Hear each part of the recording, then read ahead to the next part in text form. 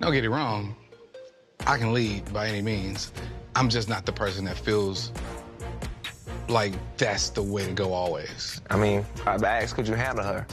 I mean, you just gotta learn to handle the aggressor. If she keeps describing you as chill, I mean, she has no choice but to be aggressive. Yo, he just said that.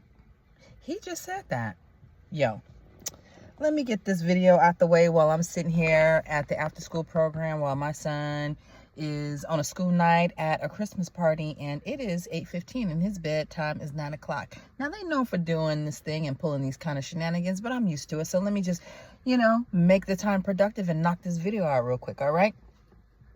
So we got Ike and MM, right? Don't you guys hate it when you do something and then somebody say, yo, I wish you'd have told me, I coulda, I woulda. It'd be the main ones that if you would have said something in the beginning, they wouldn't have been down. But as soon as you say you done already did it, here they come talking about, you should have told me. I could have hooked it up. He know damn well he didn't want to make them tacos. They have their thing. The cousin, Rafiu or whatever his name is, he told in that ass. God, best in the whole wide world. And I'll die for this shit too. And then here you go with Ike talking about she's aggressive. I don't know about y'all, but aggressive means that somebody is ready to squabble. That's what aggressive is.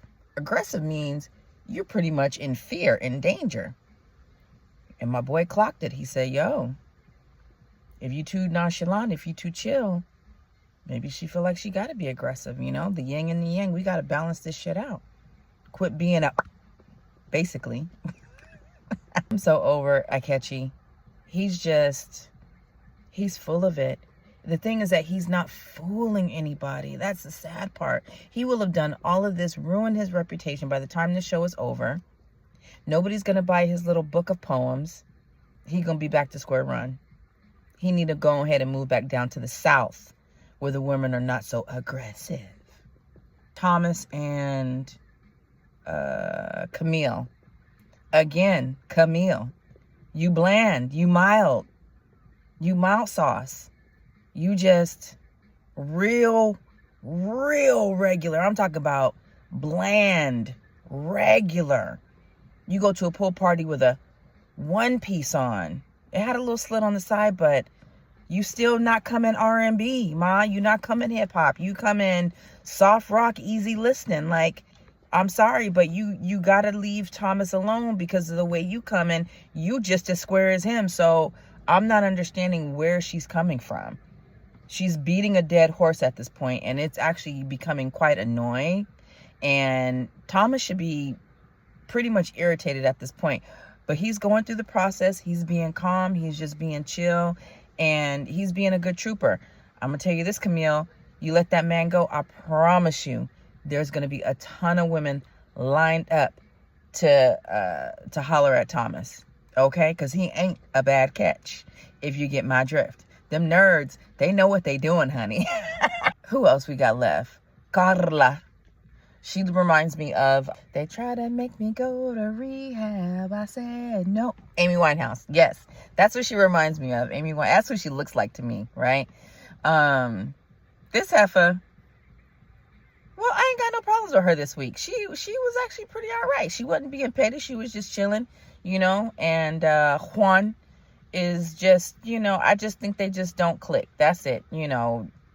At the end of the episode, we find out that Juan is just not attracted to her. He says he don't know what it is. He can't put his finger on it, but there's something there, and I think whenever we meet somebody new and we get into a relationship or whatever, there's just things about them. Sometimes it just ain't there.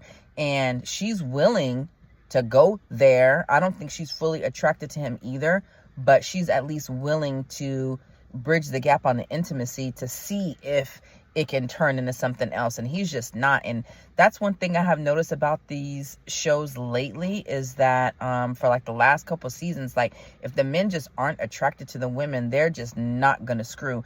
And that's interesting to me because most men, when they're horny, they don't care if they're attracted to you or not. If there's something about you they don't like, they gon' get it in at least. And it's like, these women are begging you, like wants Ikechi. She wants him to be physical. Carla wants Juan to just grab her and do something, touch her, hold her hand, something. And he's just like, no.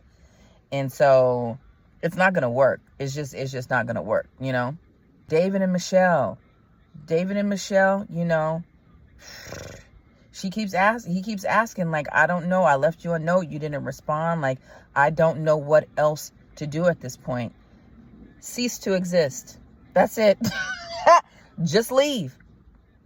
Just be done. Just be no longer. And that will suffice for Michelle. She don't like you. She ain't ever gonna like you.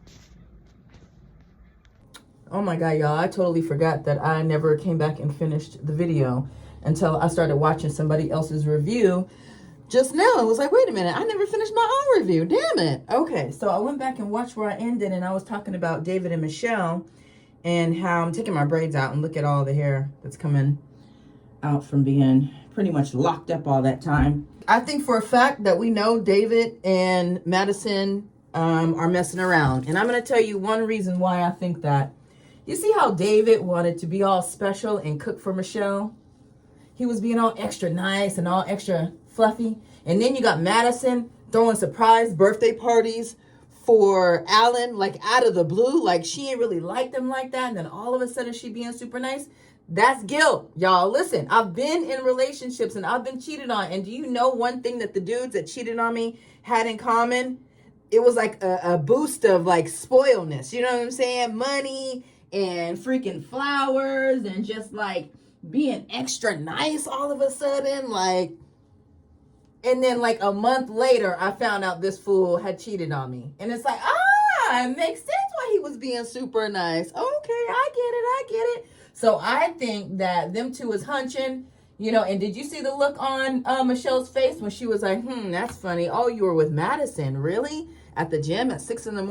Oh, okay, that's funny. And I was hoping when they all met up to play flag football that Michelle would address it or at least say something along those lines to Madison, but she didn't because she's a coward. And at the end of the day, she don't like David. So, you know, this is going to be her get out of jail free card anyway.